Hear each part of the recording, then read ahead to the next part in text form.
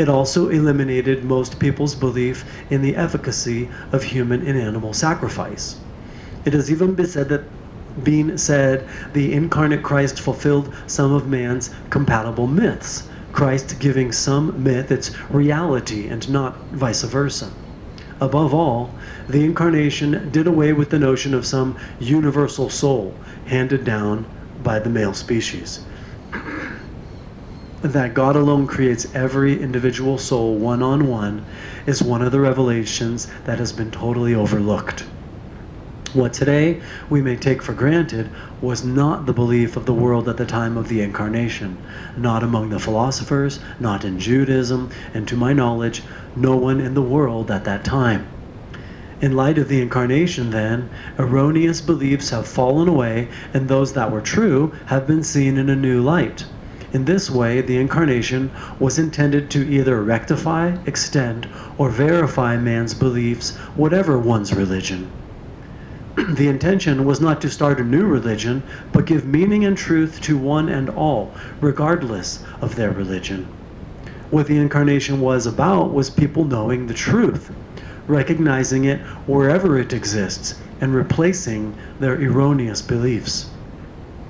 The Incarnation also gave man a concrete archetype or example on which to model his own earthly life of of oneness with God.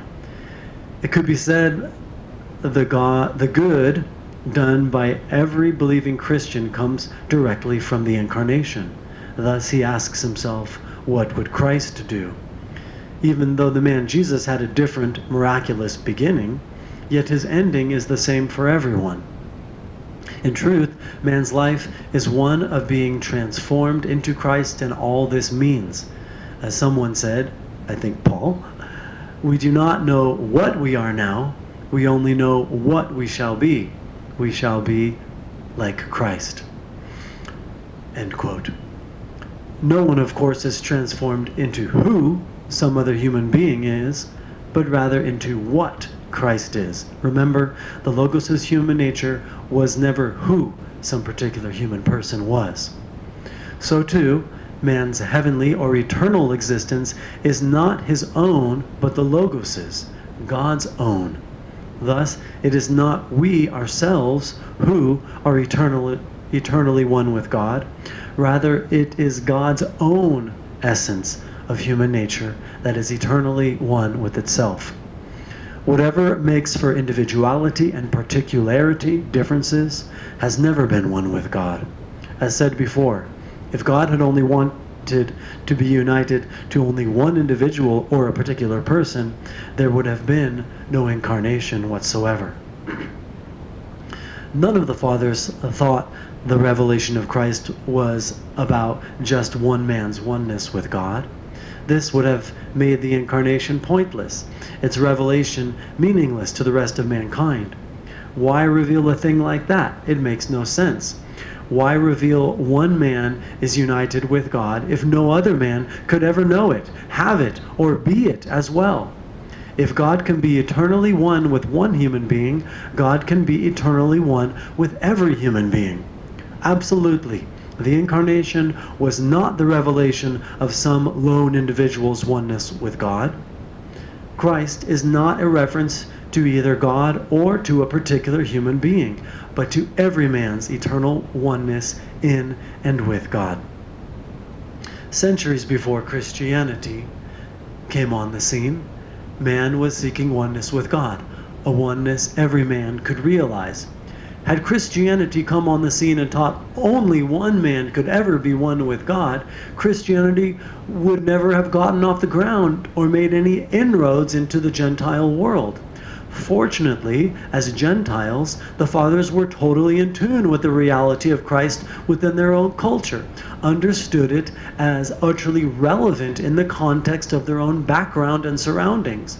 That down the road, Christianity was turned into the narrow, naive, and childish view we have today, i.e., only the man Jesus is Christ, only Jesus could ever be eternally one with God, is the inevitable loss of the whole revelation of the Incarnation, and consequently of Christ and Christianity. This is exactly why today Christian people, numerous Catholic priests, monks, and sisters have turned to the Eastern religions for a deeper understanding of their life with God. Consciously or unconsciously, they may, in fact, be searching for the real Christ. At any rate, the Eastern religions certainly offer a more democratic understanding in that every human being is eternally one with God, can become a Buddha, or whatever that means. Christianity's exclusive, boxed-in view of Jesus and Christ not only aborts man's spiritual journey, but it will be its own undoing. Why? Simply because it is not the truth of Christ. Because the man Jesus was the exemplar, of every man's oneness with God, how his spiritual journey or life with God went for him, including not only his earthly life, but above all, man's eternal life, is exactly how it will go for every human being.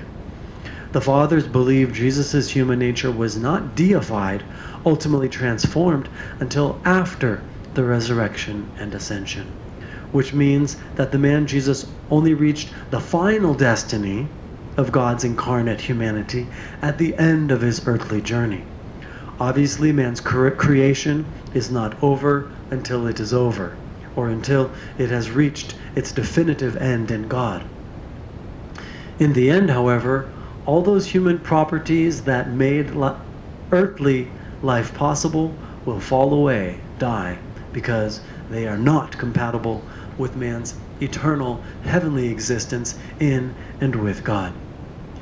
With his death, then, the man Jesus as a particular human person died. Person meaning who he was, and thus he no longer exists. What ultimately exists, however, is God's own glorified human nature, created solely for itself. While people may think of this glorified human nature as solely that of the man Jesus, yet remember, his human nature was no different than that of any other human being, not on this earth and not in heaven. In the end, all are transformed into God's own one human nature. Whether his earthly name be Jesus, Mary, Joseph, Dick, or Harry, God cares absolutely nothing about this. The sole divinity of Christ is the Logos, and the sole humanity of Christ is the Logos' own human nature, and not the human nature of any particular human being. This is why only God can reveal Christ, and not any human being. Just as Jesus said, only God could reveal Christ, because he, Jesus, flesh and blood, could not do this. Jesus could not reveal himself as Christ because as a particular human being or person, he himself was not Christ. While Christ was Jesus' oneness with God, no one can ever see or point to this oneness, a oneness that is neither God nor oneself, but the oneness of two disparate natures, God and man. Christianity would never have survived had God not continuously revealed the real Christ to individuals down the centuries. No mere belief, doctrine, or Bible story is capable of revealing Christ. Christ can only be revealed to someone directly by God. God alone is the sole source of the revelation of Christ. And apart from this direct revelation, there is no other way Christ has ever been or could be revealed. For sure, no one will get Christ from a book or mere hearsay. In other words, without God's direct revelation of Christ to an individual human being, Christ has no honest reality and can never be truthfully understood. And now she answers some questions. There's about 4 or 5 more pages. As to the mystery of the true nature of Christ, there is probably no end of questions that can be asked. In truth, there is no end to Christ. The issues gone over in this book are but the tip of the iceberg. Below the surface, however, exists an unfathomable mystery of the eternal Christ. As said before, Christianity is the most mystical of man's religions because it is so profound.